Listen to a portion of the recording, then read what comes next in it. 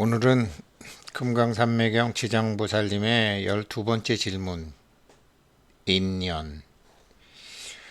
인연을 어떻게 다루는지.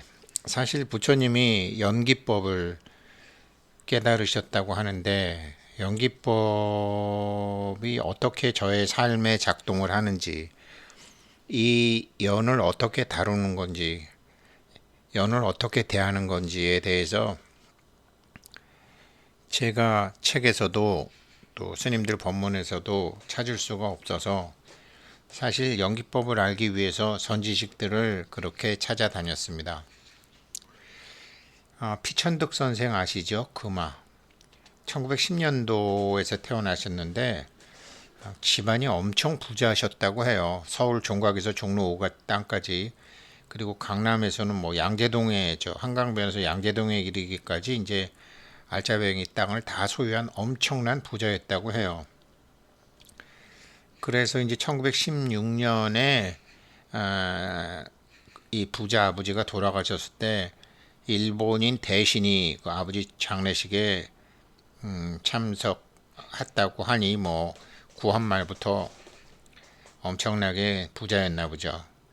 근데 10살 때 이제 엄마도 돌아가시고, 저 호금아, 그러니까 가야금 할 때 금, 그다음 아동 아자인데, 그 엄마가 그림, 글, 음악에 굉장히 능하셨대요. 그 소리를 듣고 이제 춘원 이강수가 피천득 선생한테 붙여준 호라고 해요. 그래서 춘원 이광수가 이제 피천득 선생의 재능을 발견하고 중국으로 이제 유학을 가서 공부하게 되고, 14살 때 중국 상해로 유학을 가더라고요. 그래서 상해에서 이제 중학교 다니고, 거기서 도산 안창호 선생을 만나고, 그리고 중국에서 이제 그 후광대학 영문과에서 이제 공부를 해서 외정시대지만 한국의 미국계 석유회사 스탠다드 오일이 있었나 봐요. 그 미국인 회사에 취직해서 근무하다가 나중에 이제 선생님을 하고, 그리고 1945년도에는 이제 경성제국대학 교수를 지내다가 이제 해방이 되고, 그리고 나중에 이제 서울대 영문과 교수도 했고, 이제 하버드 대학 교수도 했고, 2007년도에 이제 돌아가신 분이시죠. 그러니까 제가 왜 이렇게 피천득 선생 인연 얘기를 오래 하냐면, 저희 고등학교 때 교과서에 피천득 선생의 이제 인연이라는 게 있었었죠. 내용은 이제 자기가 이제 성심여자대학에 가보고 싶었는데, 성심여자 춘천에 가보고 싶었다. 근데 춘천에 가보고 싶은 거는 춘천에 이제 성심여대, 저희 때만 해도 성심여대가 춘천에 있었었어요. 근데 부천인가 어디로 이사 왔죠? 거기가 이제 카톨릭 성심수녀회 한국 강구에서 운영하는 대학인데, 왜 거기를 갔냐면 17살 때 이제 1927년이죠. 1927년에 14살에 중국으로 갔다가 다시 이제 일본 중학교 마치고 일본에 있었는데, 이제 거기서 뭐 원체 부잣집 아들이라서 그랬는지 이제 일본의 미우라라는 사람 집에 있었는데, 거기에 이제 아사코라는 무남동녀 딸이 있었다고 해요. 그 사람이 이제 성심수녀회 일본 광구, 거기 초등학교 1학년이죠. 그러니까 27살짜리 피천득 선생이 이제 초등학교 1학년 한 20살 어린 이제 아사코를 만나는 거죠. 그렇게 해서 이제 뭐 어렸을 때 오빠처럼 잘 따랐고, 피천득 선생도 예뻐했고, 그래서 나중에 이제 아사코가 이제 그 자기 성심여학원, 거기가 초등학교부터 대학원까지 다 있는 건데, 자기 신발장 실내화를 보여줬다는 얘기가 있죠. 그리고 거기 있다가 이제 떠날 때 이제 오빠 같은 사람이 가니까 피천득 선생한테 이제 손수건하고 반지, 뭐 초등학교 1학년짜리가 뭐 손수건과 반지를 이제 피천득에게 선물했고, 참 예뻤겠죠. 뭐 애기니까.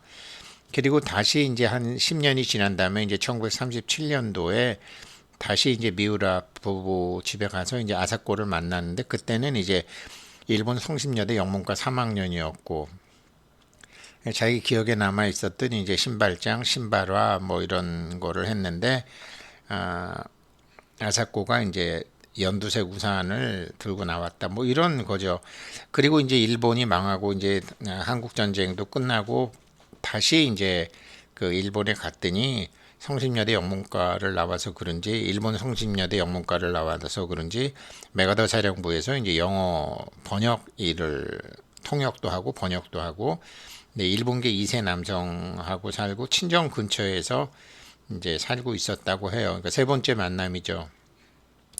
세 번째 만남이고 30대 젊은 나이였지만 피천득 선생이 보기에는 정말 백합처럼 시들어가는 모습이었고 남편은 일본계 미국인인데 미국인 같지도 않고 일본인 같지도 않고 그냥 자기가 진주군 장교라는 것을 뽐내는 사람이고 피천득은 이제 아사코하고 악수하지도 않고 절을 몇 번씩 하면서 헤어졌다. 그러면서 이제 거기서 피천득은 이제 아사코와 세 번에 걸친 만남과 이별을 추억하면서 이제 그 인연이라는 수필을 썼는데 세 번째는 안 만나지 않았어야 좋았을 것이다라고 그래서 내가 춘천에 갈라 그런다. 이제 그런 수필이 고등학교 때 소설에 있었었어요.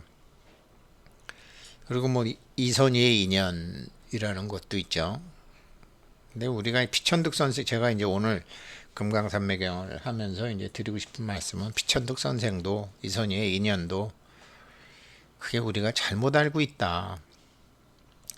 금강산매경이 이제 지장보살에서 질문을 할 때 인연을 다루는 법은 인과 식이다. 사실 인과 식 사이에 연이 있는 거죠. 그래서 연이 계속 부처님이 보시기에는 인도 연이고 과도 연이죠. 연이 중직무진 연기로 펼쳐진다고 해서 이제 연기법을 깨달으시는데 우리가 살면서 뭐 마음에 드는 일, 마음에 안 드는 일, 뭐 좋은 일, 기분 나쁜 일, 서운한 일, 안타까운 일, 즐거운 일, 보람 있는 일, 뭐 섭섭한 일, 여러 가지 일들이 있고 미운 사람, 고운 사람, 또 보고 싶은 사람, 다시는 보기 싫은 사람 그런 게 있잖아요. 이게 어떻게 되는 거냐 금강산매경에서 그거를 공부하는 건데 모든 게 인연으로 엮여 있다.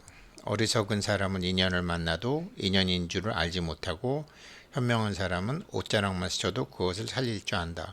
이거 피천득 선생의 인연에 안 나오는 말인데 이렇게 피천득 선생의 인연이라는 책을 쓰다 보니까 인연이라고 그러면 다 피천득 선생인 줄 아는데 이건 시인 신희상이라는 분의 시더라고요. 그래서 우리는 이제 인연이라는 것에 대해서 참 중요하죠. 특히 불교 신자는 인연법, 인연에 대해서 잘 알아야 되는데 저도 이거 안다고 20년 쫓아다닌 겁니다. 그리고 337의 핵심은 지금 이 연을 다루는 법에 대해서 공부하고 있는 거죠. 당신이 몰라서 그렇지 당신이 만나는 모든 사람, 당신이 겪는 모든 일은 이미 인과 연이 맺어져 우리 앞에 반영되어 오는 것입니다. 그 인이 그 인이 오늘의 지금의 연을 만들었는데 그 과가 어찌 맺어질지는 당신의 식에 달렸어. 그래서 인과 식이 굉장히 중요하다고 이제 나오는 거죠. 금강산매경에 이거 보시게 되면 12번째 질문이죠. 지장보살이 여쭈었다. 열애께서 말씀하시기를 생함도 없고 멸함도 없는 것은 색즉시공 공즉시색 다 알잖아요. 그 인연이건 뭐건 이게 사실은 다 공이기 때문에 생함도 없고 멸함도 없는 거죠. 일체 개공이죠. 그래서 모든 법은 나에게 일어난 법, 너에게 일어난 법, 지금 이러한 법, 저러한 법은 항상하지 않다라고 해서 이제 무상을 말씀하시는 거잖아요. 항상 그런 것은 아니다.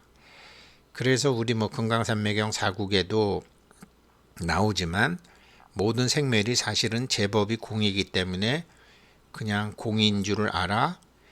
그 공을 생멸을 멸해서 그 생멸이 멸하게 되면 이제 항상 정멸하게 되죠. 정멸보공.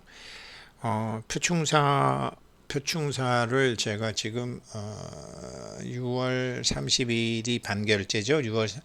6월 30일이 판결 6월 30일이 6월 28일이 이제 사실은 정확히 판결제죠.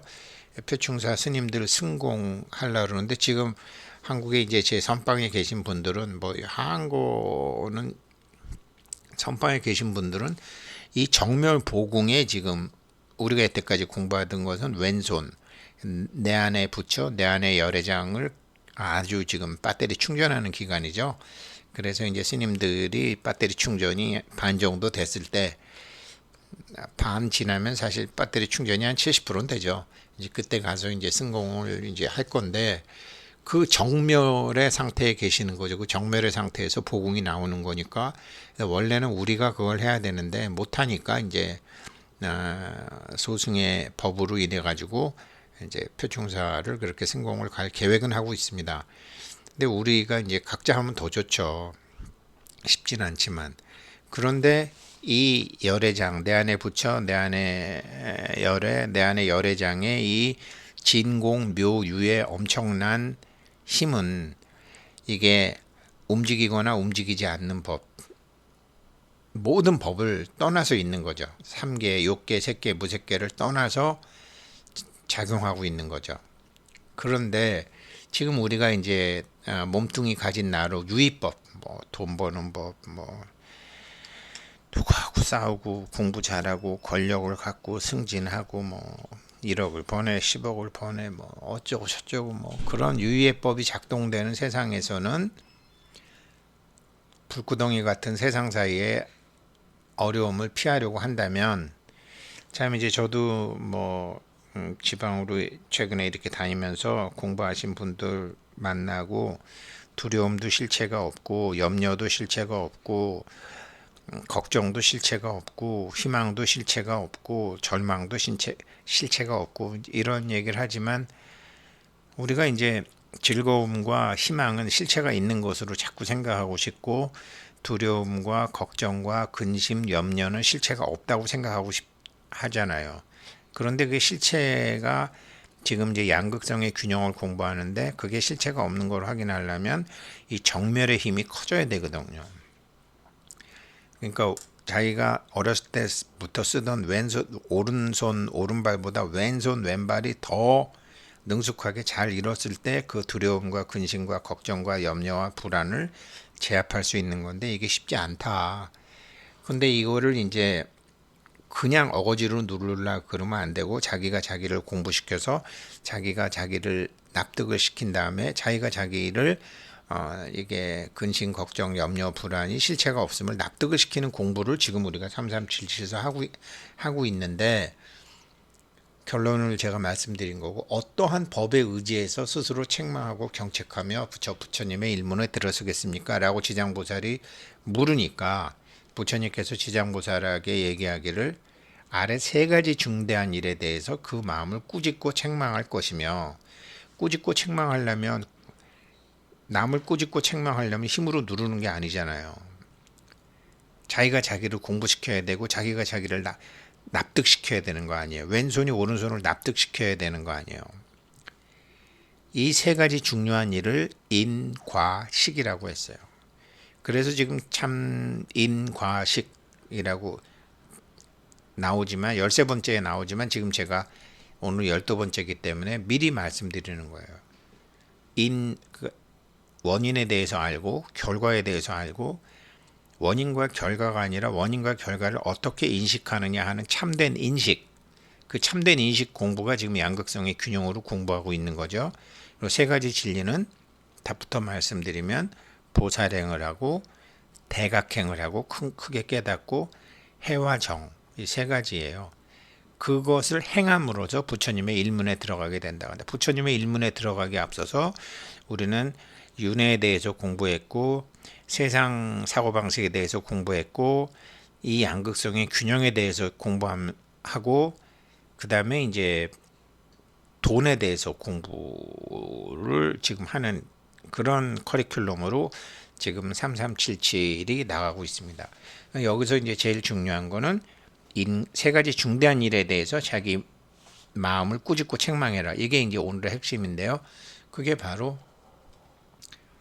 어떤 일의 인연, 어떤 일의 인, 어떤 일의 결과, 그것을 고깃덩어리 나의 전도 망상된 식이 아니라 참된 인식으로 바라보는 인과 식이죠.